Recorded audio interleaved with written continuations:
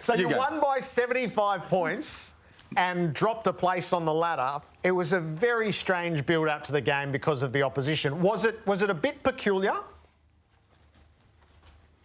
It was. It was quite a weird game to be a part of. Clearly, West Coast have got their struggles and issues with injury and COVID-related illness at the moment. So it was a different build-up for the game. We came in at half-time and it sort of felt like we were losing. We weren't playing as well as we would have liked.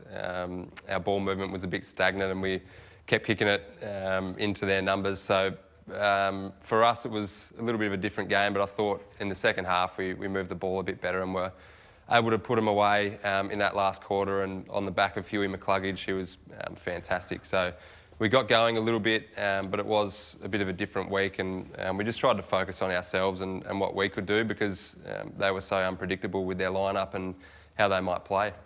Hey, Lachie, when you players talk about 1 week at a time, I think everyone understands that. You can't look too far ahead. But when there's a travel aspect, and you guys have got South Australia, Tasmania, Queensland and West Australia over the next 4 weeks, do you get a program together to deal with that month rather than the performance every week?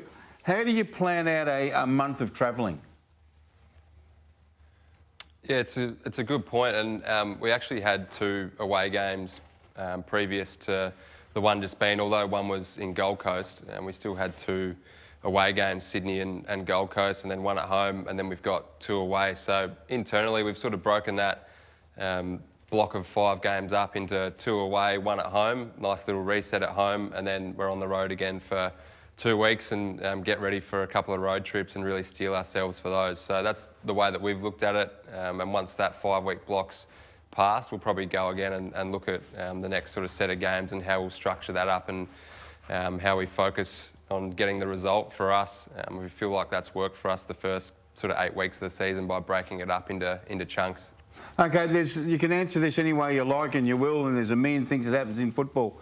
But, you know, gun to your head, if I had to ask you, what is the one area of Brisbane's game that you think's better than what you put out last year, what would you say? I think our toughness and our hardness probably around the footy, but also like our running capacity and our ability to defend was probably an area that we need to improve as a midfield especially. I feel like we've got Cam Bruce into the club.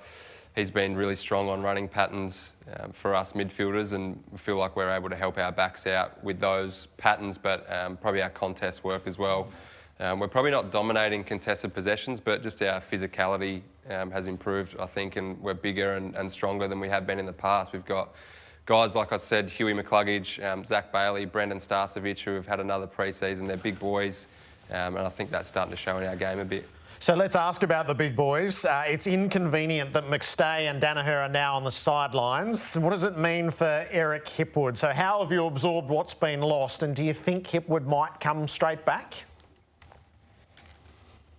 Yeah, he might. I think he's been saying for the last month that he's ready to go. So it's obviously up to Fags, and I haven't had a chat with him at all. But from my point of view, if he's ready to play, I'd like to see him come back in. It'd give us a nice little energy boost as well.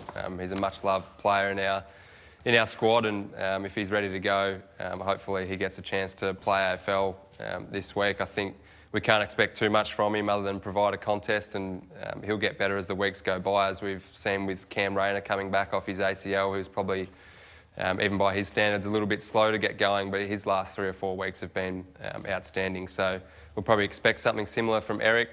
Bit scratchy to start, but hopefully he'll find his feet really quickly. He's an important part of this team, and when Dan's back in a few weeks and then Joe a couple of weeks after that, hopefully we've got a fully fit forward line, which is going to be pretty dangerous. Slightly different injury graphic, wasn't it? We couldn't see Bont under his. And just, John, a trade, Lachie? Yeah, trade him across. The spray, which has been spoken about. So the old school, what maybe you came into footy experiencing, new world leadership. How fierce can it still get inside a room with a coach? Yeah, well, I think it's going to be probably different somewhat based on the group and what the maturity is probably in the group and how you're able to interpret those words. Like listening, upstairs and hearing, words of some of the coaches and past coaches about the sort of the honesty element. I think that's the key to it, that it's still an environment that can be open and honest and stern, but obviously it's the tone and probably the setting that it's delivered in. So I still think there's some capacity for it, absolutely, within football today. It's probably just about how it's received, and then obviously best intention. So did you have McCartney before you had Bevo? It was a year of Brendan. Yep. Right. How was Brendan compared to, say, Bevo on the spray meter? From my memories from my first year were still, pretty good, largely probably what happened at the end of it, but I was probably looking at it through rose-coloured glasses being in my first season, and everything to me was good because I was, part of a football club and living my dream. What's your perspective, Lachie? Yeah, pretty similar. When you first enter the system, you're just stoked to be a part of it, to be honest. But I hope Ross doesn't mind me saying this, but I've certainly been on the end of a couple of his sprays when I was at Fremantle. And for me, though, I felt like I really improved from his method of coaching, and I didn't know what it took to be an AFL player. And I think if it wasn't for his sort of stern words at times, it wasn't all the time, but at times, his direction and his stern words made me a better player quicker than what I would have been able to do and figure out myself. So I can remember one, he told me to run a 400 and take the pumpkin off my head, and said, I think I'm Robert Harvey already, and I hadn't even played a game. So I've certainly had a couple of good ones. Yeah, it felt like Vossi could remember the other side of it as well. Go on. Oh, sorry. The other side of it as well, I think, is just as important. I've seen the other side with Fags and how he goes about it, and it's two contrasting styles, and they both work in their own way. And I think Ross, towards the end of his career, he started to change the way that he coached too. Terrific. Look, thanks for joining us.